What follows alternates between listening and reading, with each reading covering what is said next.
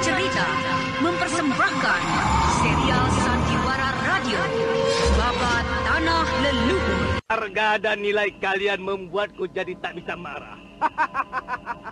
Sungguh kasihan sekali kau Dampu Awuk. Hah?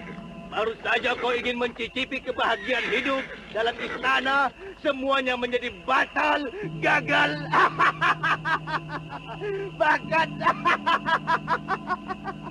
Bahkan kau pun belum mendapat pelayanan dari istrimu.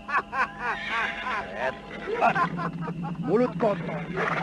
Tutup mulutmu. Adi Taji, Santet, kepung mereka. Baik, Angkat mereka hidup atau mati. Babat Tanah Leluhur. Sebuah kisah kolosal dari tanah leluhur ratusan tahun yang silam di tanah Pasundan yang diwarnai dengan kekerasan, ambisi, keserakahan, iri dan dengki, serta cita-cita dan cinta anak manusia. Kau belum juga mengatakan siapa pembunuhnya. Aku akan memberikan balasan yang setimpal padanya. Babat Tanah Leluhur. Naskah disusun oleh Tisar Sponsen. Ide cerita Cece Suhyar. Teknik dan montase Yadi Enos. Musik oleh Haris Sabar dengan sutradara Thomas Age. Babat Tanah Leluhur didukung oleh artis-artis Sanggar Prativi. Chris Urspon sebagai Raden Sakapal Waguna, Mucus sebagai Kilanjo, Herman sebagai Arit Lungka, A.P. Burhan sebagai Surembangan, dan pembawa cerita Neni Sumardi. Babat Tanah Leluhur kali ini dalam episode ke-11 dengan judul Ratu Segara Kidul. Pada kisah yang lalu diceritakan, rombongan pelarian dari Galuh tiba di sebuah kota kecil, yaitu kota Sukaraja. Sekelompok laki-laki kasar yang dipimpin oleh Kakang Taji tengah bersiap-siap untuk melakukan penyerangan ke penginapan tersebut. Sementara itu, di dalam penginapan, Ayahanda, sebenarnya kemanakah tujuan kita ini? Apakah Ayahanda sudah mempunyai arah tujuan yang pasti? Belum, anakku. Sampai saat ini belum ada tujuan yang pasti. Tapi yang pasti dan yang kini terlintas dari pikiranku, kita harus meninggalkan Pasundan. Kita harus pergi jauh-jauh dari Pasundan. Lalu kemanakah kira-kira tujuan Ayahanda? Tanah Jawa. Kita akan pergi ke sana, anakku. Ke sekitar Gunung Wukir. Dan kita akan bermukim di sana. Berdiam di sana. Dan jika mungkin dari sana, kita akan mempelajari kemungkinan untuk bangkit dan merebut kembali Galuh. Gunung Wukir adalah daerah asal ibundamu. Kita akan ke sana. Gunung Wukir. Gunung Wukir. Kanda Dampu, pernahkah Kanda ke sana? Belum, Dinda. Kanda belum pernah mengembara hingga ke sana. Aku kira sudah cukup waktu kita untuk beristirahat. Kita akan segera melanjutkan perjalanan kita malam ini juga. Malam ini juga, Ayahanda? Iya. Apakah tidak sebaiknya kita beristirahat saja malam ini? Besok baru kita meneruskan perjalanan kita, Ayahanda. Ayahanda benar, Dinda. Dengan melakukan perjalanan malam hari, kita akan menjadi semakin aman. Kita akan beristirahat pada siang hari. Begitu seterusnya hingga kita tiba di Gunung Wukir.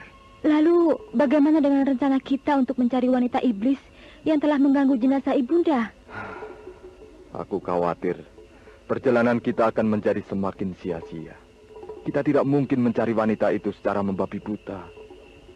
Biarlah. Suatu saat, aku kira kita akan bertemu dengan wanita itu. Dan lagi, bukan tidak mungkin, justru wanita itulah yang agaknya mempunyai keperluan dengan kita. Karena itu, kita biarkan saja wanita iblis itu. Ayolah, sekarang bersiaplah. Kita akan segera tinggalkan tempat ini. Baiklah, ayo Sanjaya. Kanda, kita segera berangkat. Baiklah, Dinda. setelah menyelesaikan biaya penginapan dengan sisa-sisa perhiasan yang berada di tubuhnya, rombongan kecil itu kembali melanjutkan perjalanan mereka ke arah timur. Celaka. Rombongan itu rupanya hendak melakukan perjalanan malam. Bala bantuan belum juga datang. Bagaimana ini? Apakah aku harus melakukan tindakan sendiri? Hanya bersama dengan Jumala. Tidak ada jalan lain. Aku harus bergerak lebih dulu. Siapa itu? Oh, pastilah itu rombongan Kakang Gandis. Oh, iya, benar. Itu rombongan Kakang Gandis.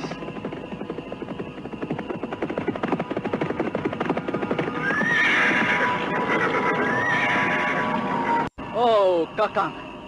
Kakang tiba tepat pada waktunya. Itu Kakang. Itu mereka baru saja meninggalkan penginapan. Cepat kejar, Kakang. Mereka berkuda? Tidak, Kakang. Mereka hanya berjalan kaki. Jika begitu, kau tidak perlu cemas. Ayo kejar mereka. Ayahanda Prabu, saya mendengar beberapa ekor kuda yang menuju ke arah kita. Iya. Aku pun telah mendengarnya. Bersiaplah. Aku curiga mereka adalah orang-orang yang bermaksud tidak baik terhadap kita.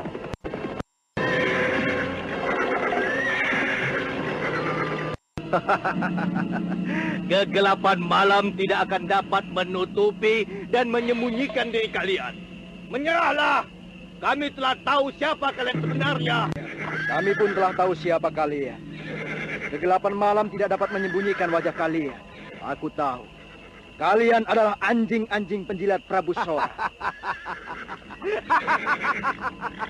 Harga dan nilai kalian membuatku jadi tak bisa marah.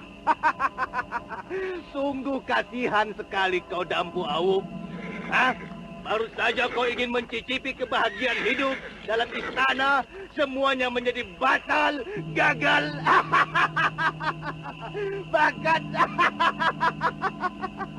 Bahkan kau pun belum mendapat pelayanan dari istrimu. Mulut kotor. Tutup mulutmu. Aditaji, Santet, kepung mereka. Baik, Tangkap mereka hidup atau mati. Adi Sanjaya, jangan menjauh dari kami bertiga. Tetaplah berada di sekitar kami. 7 orang laki-laki kasar segera mengepung keempat pelarian Galuh. Pukulan-pukulan keras dengan deras menderu di seputar lebat pedang yang berkilauan terkena cahaya bulan. Prabu Sana dengan terkokoh-kokoh berusaha untuk melindungi Sanjaya putranya bersama dengan Nimas Kayuwangi. Sementara itu Dampu Awuk tengah dilibat oleh Gandis yang merupakan pimpinan kelompok penyerangan itu.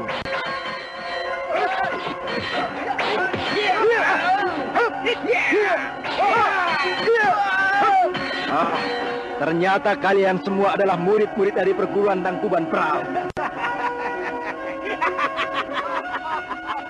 Cukup gili juga pandanganmu, Dampu Awuk. Aku masih cukup mengenal jurus keras sakti yang menjadi andalan kalian. Dan juga aku masih mengenal dan mengingat kelicikan kalian yang menjadi ciri perguruan kalian. Apa maksudmu? Aku sudah tahu tentang semua kelicikanmu.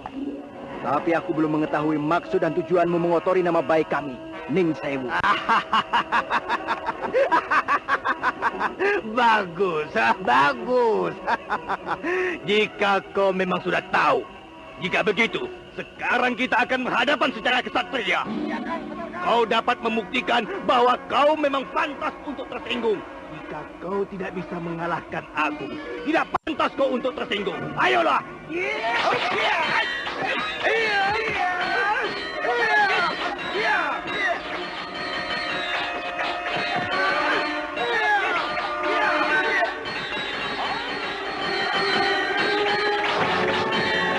Pertarungan antara Dampu Awuk dan Ki Gandis berlangsung kembali. Dampu Awuk berusaha keras untuk segera menjatuhkan Ki Gandis. Hatinya menjadi berdebar dan cemas ketika mengetahui Prabu Sana dan istrinya Nimas Kayuwangi telah terluka. Bertahanlah sebentar, Dinda Nimas. Aku akan segera membantumu.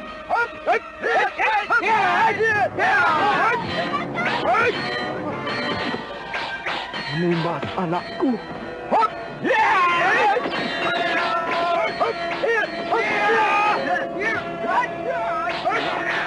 Dinda Nimas terluka. Aku belum dapat melepaskan diri dari lipatan serangan Ki Gandis.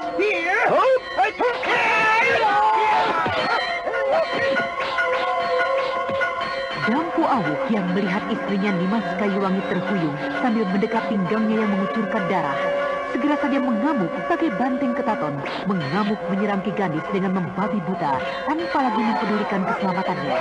Ki Gandis sesaat menjadi kerepotan melompat ke sana dan kemari, menghindarkan serangan yang bagaikan prahara. Sementara itu Prabu Sana pun telah mendapat luka panjang dari pundak hingga ke pinggang. Akan tetapi, ia masih saja terus mengamuk, berusaha untuk melindungi Nimas Kayuwangi yang sudah tak dapat lagi mengadakan perlawanan.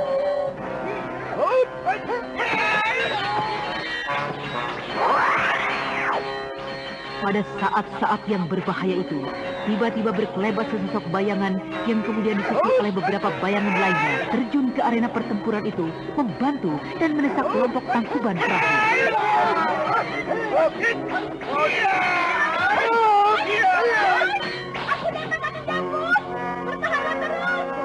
Kau Sariti, bagus. Tolong, lindungi Nimas istriku.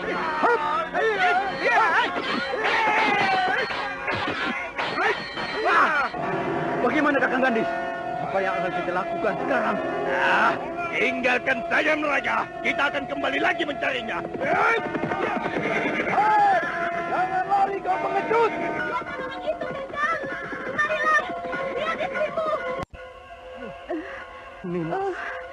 Nimas. Kanda. Nimas Kayuwangi. Kanda. Pedih sekali luka-lukaku, Kanda Dampu. Sariti, apakah kau mempunyai obat pemampat darah? Ada. Aku membawanya, Kakak. Aduh, tidak usah. Tidak perlu, Kakak. Kau lihat sendiri, bukan? Bukan hanya pinggangku yang mengucurkan darah, tapi juga dadaku, pundak, Kakak, seluruh tubuhku rasanya pedih, panas, Kakak. Mudah-mudahan obatku ini dapat membantu meringankan rasa sakitmu, Nimas Kayuwangi. Beberapa saat setelah Sariti menaburkan obat pemampat darah pada bagian-bagian tubuh Nimas Kayuwangi yang terluka, rasa pedih yang menyengat kemudian menjadi berkurang. Enak sekali. Obatmu manjur sekali, adik Sariti. Rasa sakit di setiap lukaku jauh berkurang. Terima kasih, adik Sariti. Aku lelah sekali. Lelah sekali, Kakang Dampu. Aku ingin beristirahat. Beristirahatlah, Dinda Kayuwangi. Beristirahatlah. Aku akan menjagamu di sini. Aku akan menjagamu dari gangguan orang-orang jahat. Beristirahatlah. Kakang Dampu, kau baik sekali, Kakang. Kau baik sekali. Terima kasih. Terima kasih, Kakang. Keadaannya berbahaya sekali, Kakang Dampu. Terlalu banyak darah yang keluar dari tubuhnya. Dia harus beristirahat banyak. Iya. Dia harus banyak istirahat. Biarlah dia istirahat. Aku akan menjaganya. Tapi, Kakang, tempat ini tidak cocok untuknya beristirahat. Kita akan segera meninggalkan tempat ini sebelum kelompok perguruan takupan perahu itu tiba bersama kawan-kawan mereka. Tapi aku tidak bisa memaksakan Dinda Kayuwangi untuk berjalan dan banyak bergerak, adik Sariti. Keadaannya sudah sangat lemah. Biarlah dia beristirahat hingga esok hari. Tapi Kakang Dampu, aku yakin mereka akan kembali. Dan kita justru akan menjadi semakin sulit untuk menyembuhkan adik Kayuwangi. Benar, Dampu, anakku. Kita akan segera meninggalkan tempat ini demi keselamatan istrimu, Kayuwangi. Baiklah. Kita akan meninggalkan tempat ini. Bagaimana keadaanmu, Sanjaya? Apakah kau baik-baik saja, nak? Saya baik-baik saja, Ayahanda. Tidak ada seorang pun yang mengganggu saya tadi. Marilah, jika memang Ayahanda ingin segera berangkat. Marilah. Marilah, Dampu. Hati-hati dengan istrimu, Nimas Kayuwangi. Ayahanda Prabu, bagaimana dengan luka Ayahanda sendiri? Tidak apalah. Hanya sekedar luka ringan. Pedang lawanku menggores tipis pundakku. Adik Sariti, sebaiknya kau berikan obat untuk Ayahanda Prabu. Maafkan aku, Kakang Dampu. Gelapnya malam dan keadaan adik Kayuwangi membuatku tidak memperhatikan Sang Prabu. Ini tuanku. Tuanku dapat memakainya dengan menaburkan di luka tuanku Prabu. Terima kasih. Sariti kemudian memerintahkan anak buahnya untuk memberikan kuda bagi keempat pelarian Galuh. Dan kemudian Sariti bersama dengan beberapa orang anak buahnya meninggalkan tempat itu, mengiringi Prabu Sana bersama keluarganya. Perlahan-lahan mereka berkuda meninggalkan tempat tersebut. Sementara itu, Nimas Kayuwangi berada dalam pondongan Dampu Awuk di atas seekor kuda. Mereka terus berkuda hingga fajar menyingsing.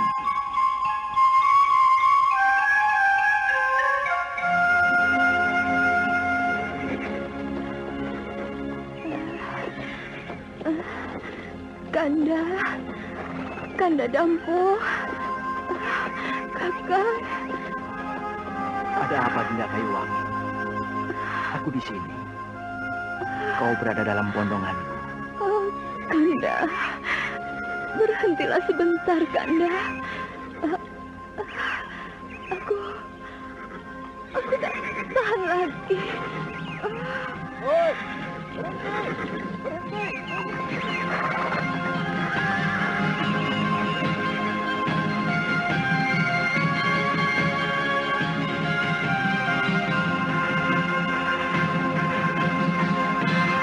Serta-merta, Dampu Awuk menghentikan kudanya dan kemudian melompat turun dan meletakkan Nimas Kayuwangi di rerumputan yang tebal dengan hati-hati.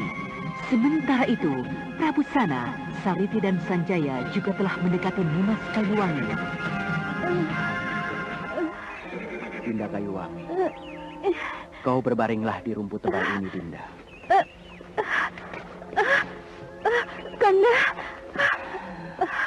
Kanda, pedih dan panas sekali luka-lukaku ini.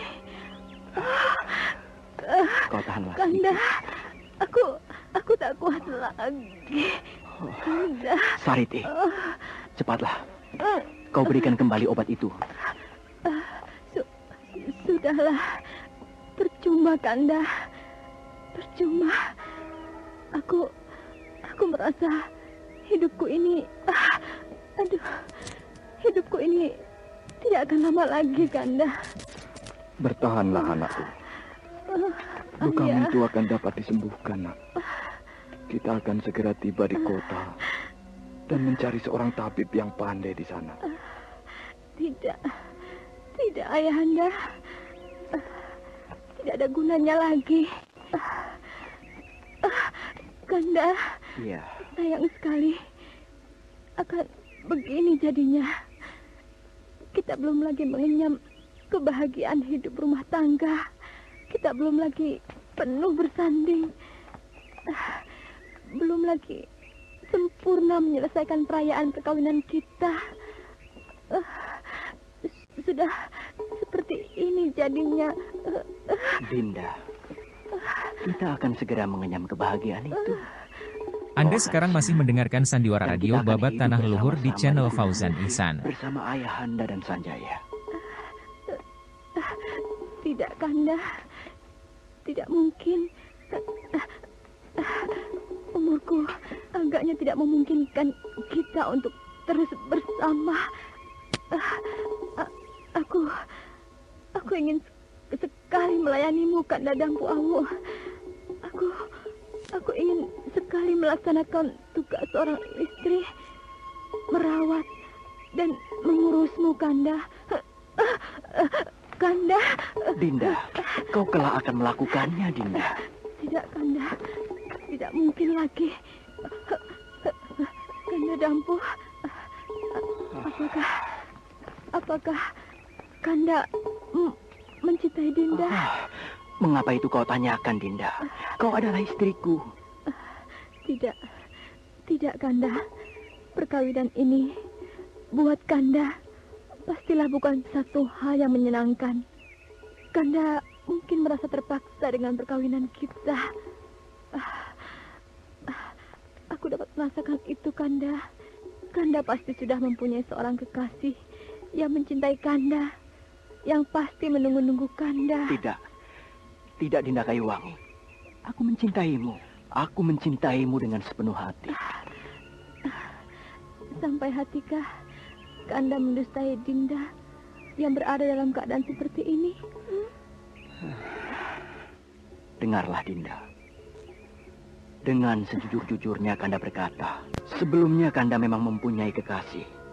Seorang gadis desa dari pinggir sungai Cipunagara. Kanda menerima rencana perkawinan itu dengan sedikit ganjalan tanggung jawab Kanda terhadap janji perasaan. Janji yang tak pernah Kanda ucapkan. Tapi setelah Kanda bertemu dengannya, perasaan Kanda menjadi plong, menjadi lega. Kekasih Kanda itu telah menikah. Dan dia memohon maaf pada Kanda. Demikian pula Kanda padanya. Demikianlah Dinda. Pada saat upacara pernikahan, Kanda ucapkan janji dan ikatan kasih kita dengan sepenuh hati. Dengan seluruh jiwa dan raga Kanda. Kanda sungguh-sungguh mencintaimu. Siwa agung yang kini menjadi sembahan Kanda, menjadi saksi dengan semua ucapan Kanda. Kanda Dampu. Kanda Dampu. Maafkan Dinda. Selamat tinggal. Dinda. Dinda Kayuwangi. Kayuwangi. Anakku sayang. Kayuwangi. Maafkan Kanda yang tidak mampu melindungimu. Maafkan Kanda. Nimas Kayuwangi telah mengembuskan nafasnya yang terakhir. Setelah beberapa saat tenggelam dalam kesedihan, akhirnya mereka kemudian menguburkan jenazah Putri Agung itu di pinggiran kota Sukaraja, di bawah sebuah pohon besar tak jauh dari anak sungai Cibulan. Kakang Dampu, sebenarnya kemanakah tujuan perjalanan Sang Prabu? Gunung Wungkir. Oh, sebuah perjalanan yang panjang, yang mungkin penuh dengan rintangan. Biarlah aku akan menemani Sang Prabu ke sana. Mudah-mudahan aku akan dapat mengurangi tekanan-tekanan serta rintangan dalam perjalanan ke Gunung Wukir. Terima kasih Adik Sariti atas semua kesediaan membantu kami. Ya, sayang sekali Kakang. Sayang sekali kami terlambat mendapat tahu tentang pelarian Kakang bersama Sang Prabu. Jika tidak... Sudahlah, semua ini pastilah sudah menjadi kehendaknya. Kehendak yang maha agung. Aku menerimanya dengan ikhlas. Karena itu aku harapkan kau pun menerima kenyataan ini dengan ikhlas pula. Iya, saya menerimanya dengan ikhlas. Perjalananku adalah perjalanan yang sangat jauh. Kau akan banyak mendapat kesulitan, Cahayu. Biarlah, aku akan sanggup untuk menyelesaikan rintangan ini hingga ke Gunung Wukir. Tidak, Sang Prabu. Perjalanan ke Gunung Wukir bukanlah suatu perjalanan yang merepotkan saya. Saya sudah berkali-kali melakukannya sejak kecil. Saya sudah ingin sekali ke sana untuk menjenguk kelompok tongkat merah di sekitar Jawa Tengah sana. Baik. Baiklah jika demikian. Aku sangat berterima kasih dengan keikutsertaan kalian. Jika begitu, sebaiknya kita tinggalkan saja tempat ini, Prabu. Kita mencari tempat yang lebih baik untuk beristirahat. Kami telah beristirahat pada siang hari. Untuk itu kami merencanakan untuk melakukan perjalanan pada malam hari. Begitu saya kira lebih baik, Prabu. Paman Camar Sulung, Paman sudah mendengar semuanya, bukan? Ya, Nona. Nah, sampaikan pada jalur terdepan tongkat merah. Aku mengiringi baginda sana menuju arah timur ke Gunung Wukir. Jangan lepaskan pengamatan kalian terhadap rombongan ini. Hambatan banyak akan kutemukan. Akan kami sampaikan. Nah, tinggalkanlah tempat ini. Dan juga tinggalkan kuda kalian untuk keperluan kami. Baik, Nona. Kami pergi. Ayo. Belum beberapa lama kelompok pengemis tongkat merah meninggalkan rombongan pelarian Galuh. Tiba-tiba terdengar suara tawa yang telah dikenalnya. Tawa wanita yang diduga telah membongkar jenazah almarhum Ibunda Permaisuri.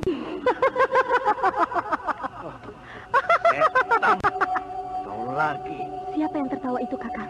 Seorang iblis wanita yang telah berbuat di luar batas adab manusia. Ia telah membongkar makam dan mengeluarkan jenazah Ibunda Permaisuri.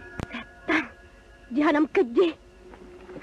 Keluarlah kau iblis. Adik Sariti, dapatkah kau menentukan dari arah mana datangnya suara itu? Entahlah, Kakang. Suara itu seakan-akan berputar-putar di sekeliling kita.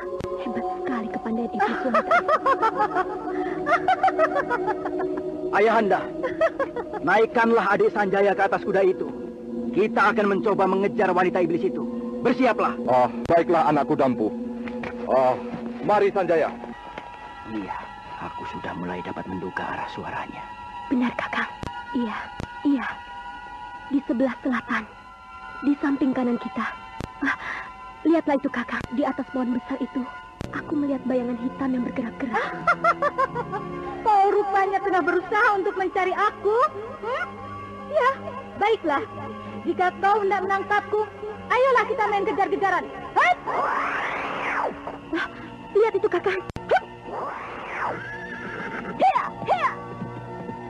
Ayo Ayahanda Prabu, Sanjaya. Heya, heya, heya, heya, heya.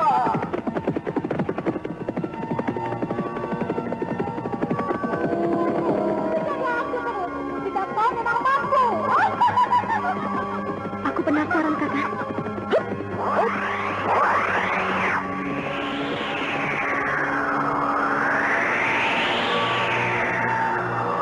Sariti dan Dampu Awu yang menjadi penasaran dengan ejekan tawa wanita aneh itu, kemudian melesat mengejar dengan ilmu lari cepatnya. Beberapa saat mereka mengerahkan tenaga saktinya untuk mengejar wanita aneh itu, tapi tetap saja jarak antara mereka dengan wanita aneh itu tidak berubah.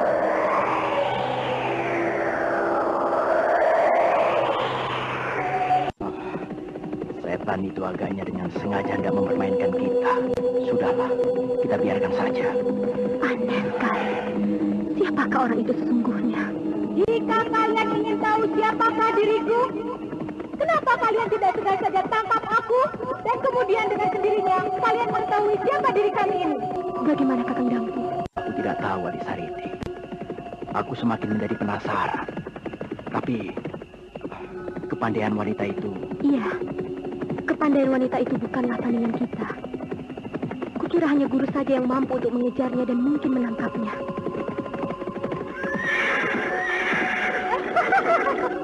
Bagaimana? Apakah kalian sudah menjadi putus asa? Oh, lucu sekali. Kukira kalian pastilah pendekar-pendekar yang pilih tanding, tapi kalian kini menyerah dan berputus asa. Kakang Dampu Awu, bukankah itu wanita yang mengganggu dan mengejek kita? Iya, benar. Lihatlah itu Adik Sariti. Wanita itu semakin dekat saja menampakkan dirinya pada kita. Aku menjadi semakin penasaran. Rasa-rasanya dengan 2 kali lompatan aku akan dapat menangkapnya. Aku rasa kita akan tetap gagal untuk mencandaknya. Wanita itu luar biasa sekali gerakannya. Siapa dia? Rasa-rasanya sedikit sekali untuk menemukan wanita yang memiliki kepandaian seperti ini. Iya, kukira jika Adik Wulan berada bersama kita, kejadiannya akan menjadi lain. Dia tidak akan dapat berbuat gila-gilaan seperti ini. Karena itu sebaiknya kita beristirahat saja di sini. Kita beristirahat, istirahatlah. Lihatlah itu, sebentar lagi fajar juga akan tiba. Ayolah turun Sanjaya. Hop, hop. Sang Prabu benar.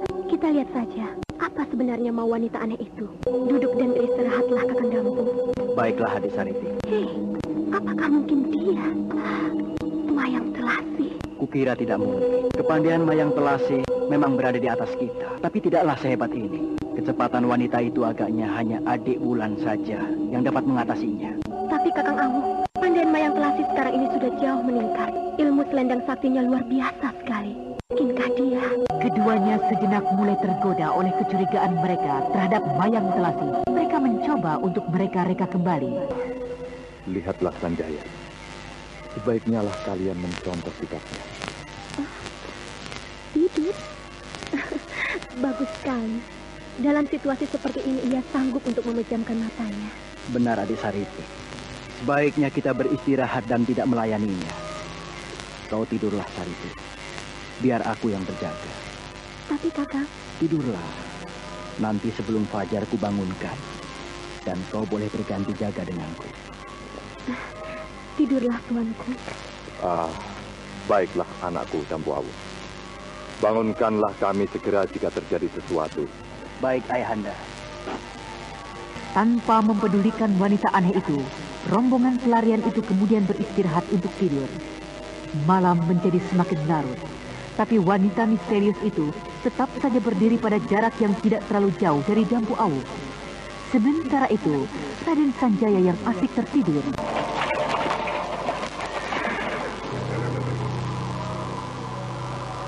Selamat bertemu, Sanjaya.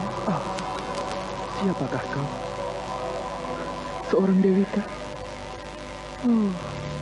Tubuhmu bersinar berkilau-kilauan. Kau akan mengerti kelak siapa aku. Aku datang untuk mengajakmu serta mengajakmu untuk tinggal bersama-sama denganku. Tinggal bersama-sama denganmu? Ya, tinggal bersama-sama denganku untuk beberapa lama. Dan kemudian kau akan kembali lagi untuk menjadi seorang pemimpin tanah Jawa, Nusantara, bahkan mancanegara. Tapi, kemanakah kau akan mengajakku pergi? Ke suatu tempat yang jauh kah? Ke suatu tempat yang tersembunyi, Sanjaya. Tempat yang tenang dan damai. Tempat di mana kau akan membentuk dirimu menjadi seorang pemimpin yang tahan uji. Seorang pemimpin teguh dan perkasa lahir batin. Apakah dengan tinggal dan membina diri di tempatmu, aku akan dapat dan mampu mengambil kembali Galuh dari tangan Paman Prabu Sora? Ya, kau pasti akan mendapatkan kembali semua itu. Jika begitu, ayo, bawalah aku segera ke tempatmu. Galuh harus dapat kurebut kembali. Ayahandaku harus kembali duduk di atas tahtanya. Kau akan segera ikut bersamaku. Tapi kuharap semua pertemuan ini harus kau rahasiakan. Tidak boleh ada seorang pun yang mengetahui semua pertemuan dan juga hubungan kita. Iya, aku mengerti. Ayo, bawalah aku segera. Bawalah aku segera. Bawalah aku segera. Oh, bawalah aku segera. Sanjaya. Sanjaya. Ada apa, nak? Apa yang terjadi denganmu? Kau bermimpi? Tidak. Ada apa? Tidak, Ayahanda. Kau bermimpi apa? Entahlah. Mimpi yang tidak jelas. Bayang-bayang yang kabur dan menggelisahkan. Ya, kematian ibundamu, kakakmu Nimas Kayuwangi, dan juga perjalanan yang menegangkan ini membuat tidurmu jadi gelisah. Kita masih mempunyai waktu untuk beristirahat. Sudah, lanjutkanlah kembali tidurmu. Baiklah, Ayahanda. Aku tidak boleh memberitahukan mimpiku itu. Pertemuanku dalam mimpi dengan wanita yang nampak demikian agung pastilah bukan hanya sekedar mimpi biasa. Pertanda. Ya, pastilah mimpiku itu satu pertanda. Satu isyarat. Biarlah ku pendam saja mimpiku itu. Akan kutunggu kelanjutannya. Kakang Dampu Awuk, di manakah wanita yang selalu menggoda kita itu? Dia sudah menghilang di kegelapan malam. Sudahlah, kau tidurlah kembali. Kakak, kau tidurlah. Biarlah sekarang aku ganti yang menjaga. Tapi kau belum lagi cukup lama tertidur. Jika demikian, baiklah. Kita sama-sama berjaga. Untuk melek saja kalian saling berebut. Alangkah bodohnya kalian. Sebaiknya kalian semua tidur, biar aku saja yang menjaga. Siapa kau sebenarnya? Apakah kau iblis yang tidak waras? Terlalu sekali tindakanmu itu. Jika kau memang ingin menangkap kami, keluarlah. Mari kita bertempur hingga 1000 jurus. Ayo, keluarlah. Aku tahu kau memiliki kepandaian yang tinggi. Tapi aku tidak gentar sedikit pun, iblis. Lucu sekali kau gadis manis. Kau mau menantang aku? Lucu sekali. Iblis, pengecut. Ayo, kita buktikan saja. Keluar kau. Sudahlah, Sari. Jangan layani iblis wanita itu. Tidurlah saja. Iya, sebaiknya memang kita tidak melayaninya, Adik Sariti. Kita dapat dibuat gila olehnya. Iya, mari kita tidur saja, Kakak. Kau tidur sajalah. Nanti menjelang fajar akan kubangunkan. Dan kau ganti yang berjaga. Iya, baiklah, Kakak. Iblis wanita itu pasti tidak mempunyai maksud jahat. Jika tidak, kelihatannya tidaklah sukar untuk membuat rombongan ini tidak berdaya. Sudahlah. Sariti yang juga telah berputus asa, kemudian merebahkan tubuhnya. Dan beberapa saat saja ia sudah terlelap. Sementara itu Prabu Sana bersandar di batang pohon besar, sambil memandang putranya Raden Sanjaya yang tengah berbaring di rerumputan. Kasihan sekali kau, Sanjaya. Aku bersalah. Tidak dapat mempertahankan warisan serta tanggung jawab Galuh yang seharusnya aku limpahkan kepadamu. Di tanganku lah Galuh menjadi pudar dan lenyap. Aku telah bersalah padamu. Kenapa mataku tidak juga bisa kupejamkan? Mimpiku kembali menggoda hati dan pikiranku. Dan juga suara wanita yang selalu menggoda itu.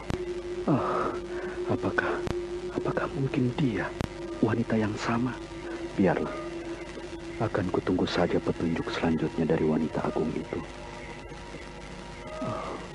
Semoga petunjuknya adalah satu jalan yang terbaik bagi masa depan kami. Raden Sanjaya yang masih terus gelisah, akhirnya tertidur juga. Sementara itu ayahandanya Prabu Sana juga tak dapat menahan kantuknya. Dampu Awuk yang sedang berjaga juga mengalami nasib yang sama. Ia pun jatuh tertidur.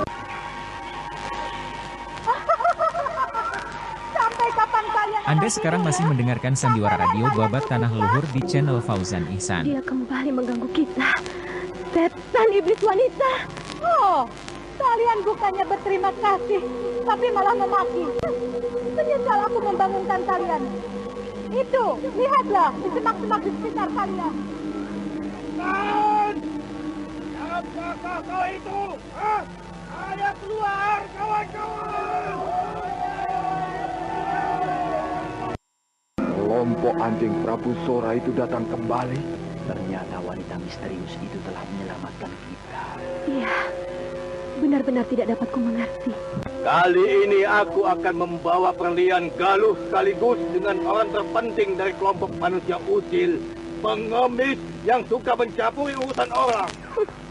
Kau tidak akan mungkin membawa dan menghadapkan kami semua dengan hidup. Bagi kami, mati adalah lebih baik daripada menjadi tangkapan tawanan kalian.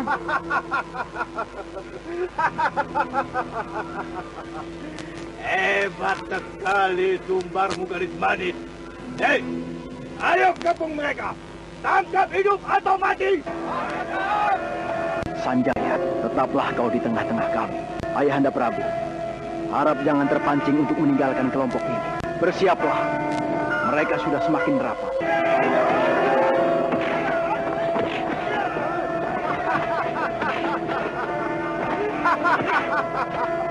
Mana kawan-kawanmu yang lain? Ha? Aku sudah bersiap untuk menghadapi lebih banyak lagi rombongan ini.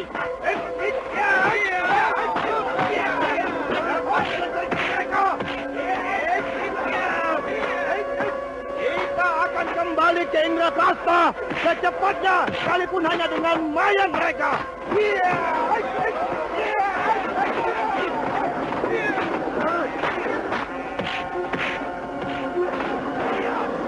Desakan kelompok dari murid Tangkuban Perahu hampir tak dapat ditahan lagi. Sudah hampir dapat dipastikan beberapa saat lagi Prabu Sana dan juga Dampu Awuk serta Sariti tak dapat lagi bertahan menghadapi serangan-serangan yang semakin deras. Kita tidak mungkin untuk menghadapinya terus-menerus. Akan tetapi kita tidak mungkin meninggalkan arena ini. Baginda tentu tidak akan mampu bergerak cepat. Ya, tidak ada jalan lain. Biarkan mereka lari. Kita coba untuk menahan di sini. Baik, Sariti. Ayahanda Prabu, cepat tinggalkan tempat ini. Saya bersama Sariti akan mencoba menahan mereka. Tidak! Aku tidak dapat meninggalkanmu sendiri. Aku tidak ingin keluargaku satu persatu mati sebelum sampai di Gunung Wukir. Jika memang akan terjadi demikian, biarlah kita bersama-sama saja mati di tempat ini. Tidak, Ayahanda Prabu. Kita akan segera menyusul. Cepat tinggalkanlah tempat ini. Benar. Kami akan segera tinggalkan tempat ini. Begitu tuanku jauh meninggalkan tempat ini. Hei, awas! Jangan biarkan mereka lolos! Cepat, Ayahanda Prabu! Hei! Jangan semudah itu!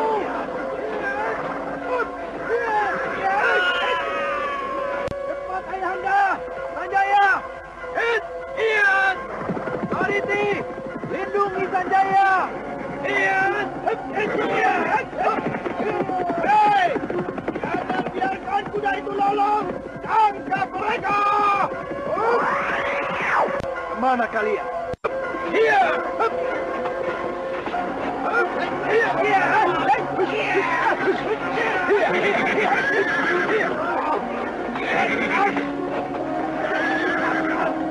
Ayo tangkap kuda-kuda kita.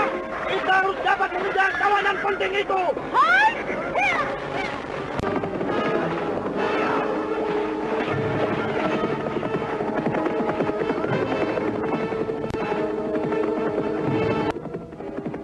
Ayo Sanjaya, pacu terus kudamu.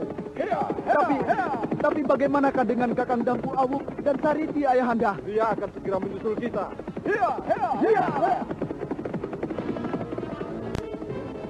Celaka.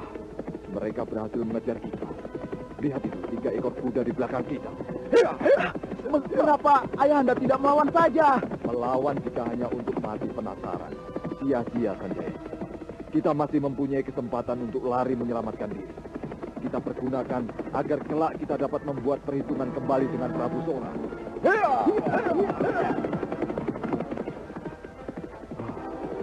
Mereka menunggang kuda yang jauh lebih baik. Tidak lama lagi pasti mereka akan dapat mengejar dan menangkap aku. Tugas Sanjaya. Dewata Agung, tolonglah hambamu ini. Mereka telah semakin dekat. Berhenti kalian! Ada gunanya lagi kalian melarikan kuda kalian. Bagaimana ayahanda? Kita berhenti? Jangan Sanjaya. Selama masih ada kesempatan, pergunakan kesempatan ini. Prabu Sana bersama dengan Sanjaya terus memacu kudanya tiada henti. Tetapi 3 orang penunggang kuda di belakang yang mengejarnya memiliki kuda yang lebih baik. Beberapa saat kemudian, salah seekor dari kuda mengejar Prabu Sana dan Sanjaya melesat hingga beberapa meter dari buruannya. Dan ketika penunggang kuda itu hendak meraih pundak Prabu Sana, Kakang, apa yang terjadi? Kakang Kobar! Setan keji! Apakan Kakang Kobar saudaraku? Hah? Apa yang sudah kau lakukan terhadap Kakang Kobar? Prabu Sana yang tersentak dan berhenti karena teriakan yang mengerikan tadi, perlahan-lahan mendekati laki-laki yang hampir berhasil meraih pundaknya, yang kini tergeletak di rerumputan. Bagaimana bisa orang itu jadi seperti ini? Seluruh tubuhnya jadi membiru, matanya melotot kejang seakan-akan ingin keluar dari tempatnya.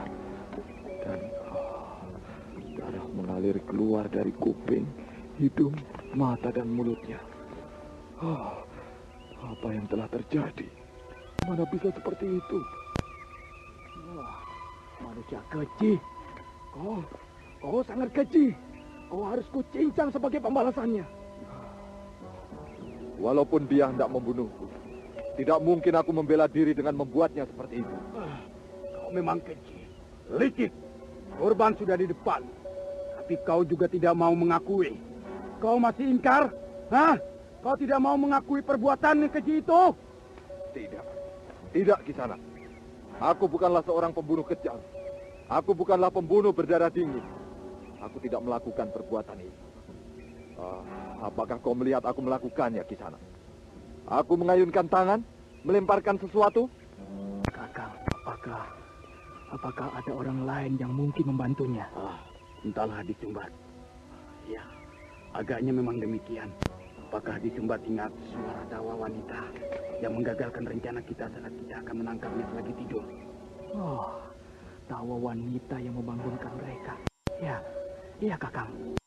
Sejenak, kedua pengejar itu, murid dari perguruan Tangkuban Perahu itu saling pandang, dan kemudian menebarkan pandangannya ke sekeliling hutan, mencoba menembus semak-semak rimbun di sekelilingnya. Sanjaya, ayo kita pergunakan kesempatan. Kita tinggalkan mereka.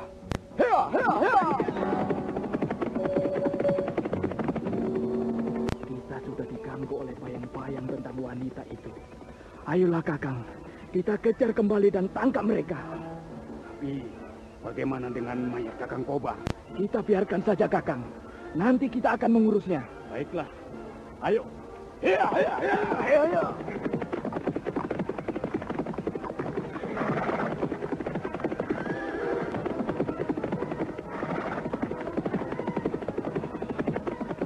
Aku akan membalaskan kematian Kang Kobar pada Prabu Sana dan putranya di Sumbat. Ayo. Ya, kukira nilainya dalam keadaan hidup jauh lebih berharga. Jangan turutkan emosi Kakang. Kita dapat memiksanya untuk sekedar membalas dendam Kakang Kobar. Nah, itu dia mereka.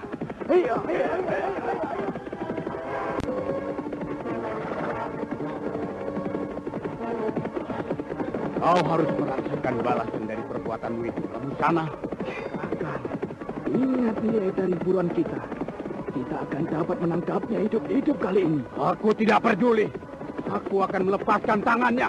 Aku akan merobek perutnya. Jangan bunuh dia, Kakang.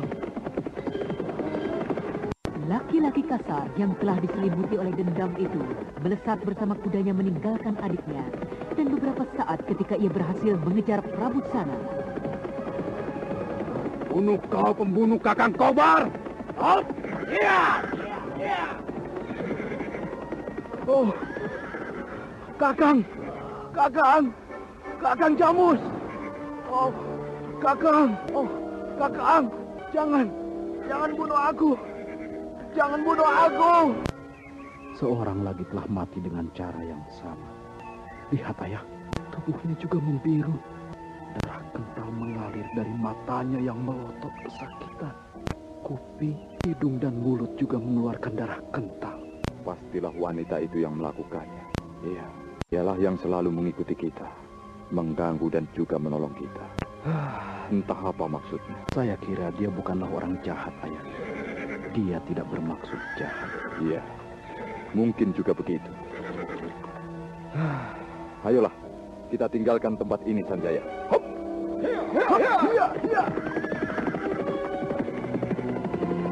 Laki-laki yang dipanggil dengan nama Sumbat masih saja terduduk lemas di rerumputan dan matanya kelihatan melirik ke sana sini dengan penuh ketakutan. Dan tidak beberapa lama setelah kepergian Prabu Sana. Anda sekarang masih mendengarkan Sandiwara Radio Babat Tanah Leluhur di channel Fauzan Ihsan. Apalagi yang terjadi dengan saudaramu itu, Sumbat? Kakang Jamus. Dia telah tewas, Ki Panut. Setan. Siapakah yang telah membunuhnya dengan keji seperti ini? Saya tidak tahu, Ki Panut.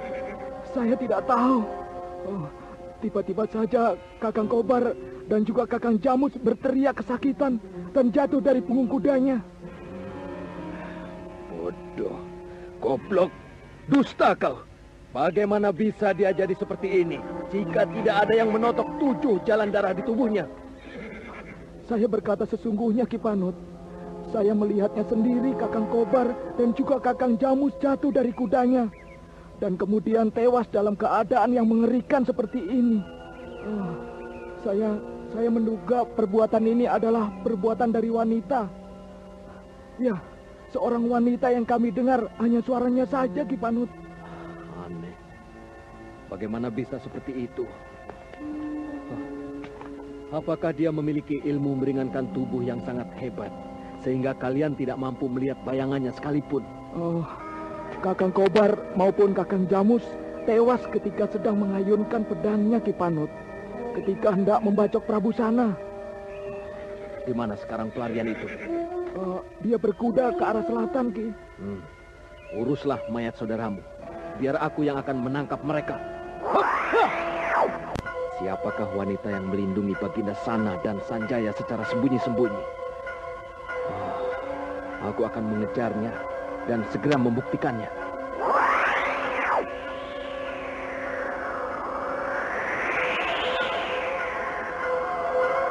Ki Panut yang merupakan tangan kanan dari Ki Pandu Pancana, pimpinan dari perguruan Tangkuban Perahu, segera melesat cepat ke arah selatan untuk menangkap buruannya dan sekaligus menangkap wanita yang bertangan keji yang telah membunuh 2 orang muridnya.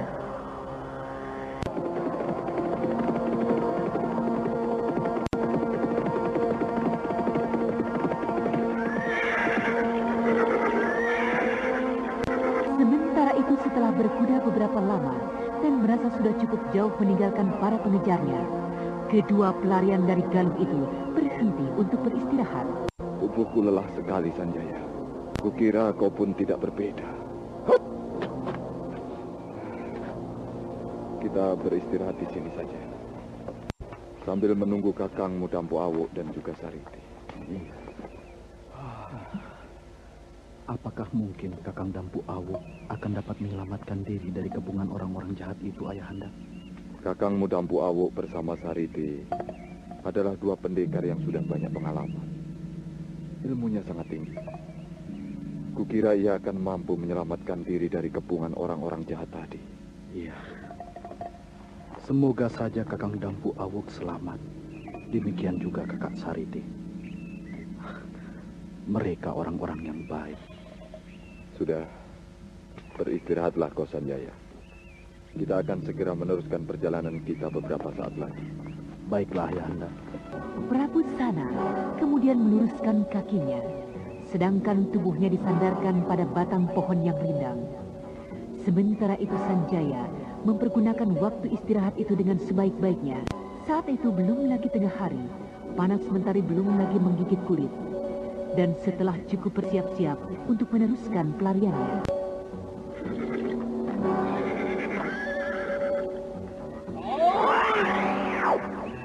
Tunggu dulu. Cukup sudah pelarianmu, Baginda. Marilah kita kembali. Ikut aku ke Galuh. Baginda Prabu Sora tengah menanti kedatanganmu di sana. Maaf, Kisanak. Aku tidak akan kembali dalam keadaan hidup-hidup. Majulah. Aku sudah siap.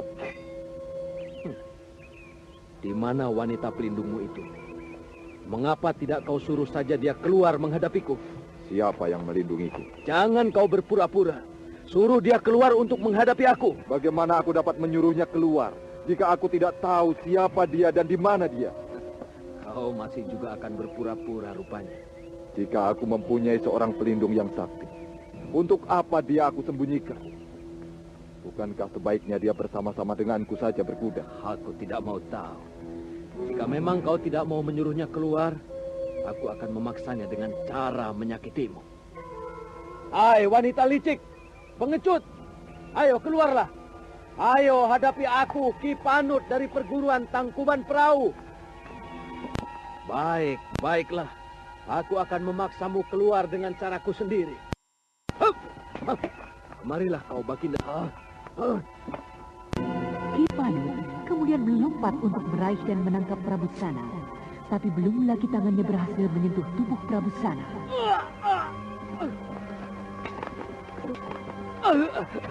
Setan, siapakah yang melemparku?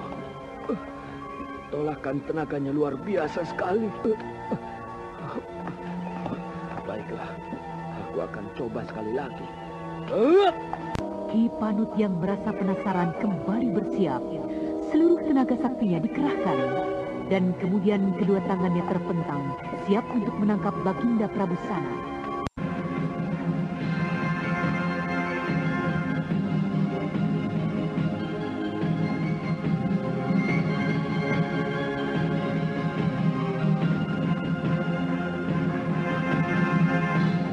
Nah, para pendengar sekalian, bagaimanakah kisah selanjutnya? Untuk mengetahui jawabannya, ikutilah kisah Babat Tanah Leluhur ini dalam episode ke-11, Ratu Segara Kidul. Sampai jumpa.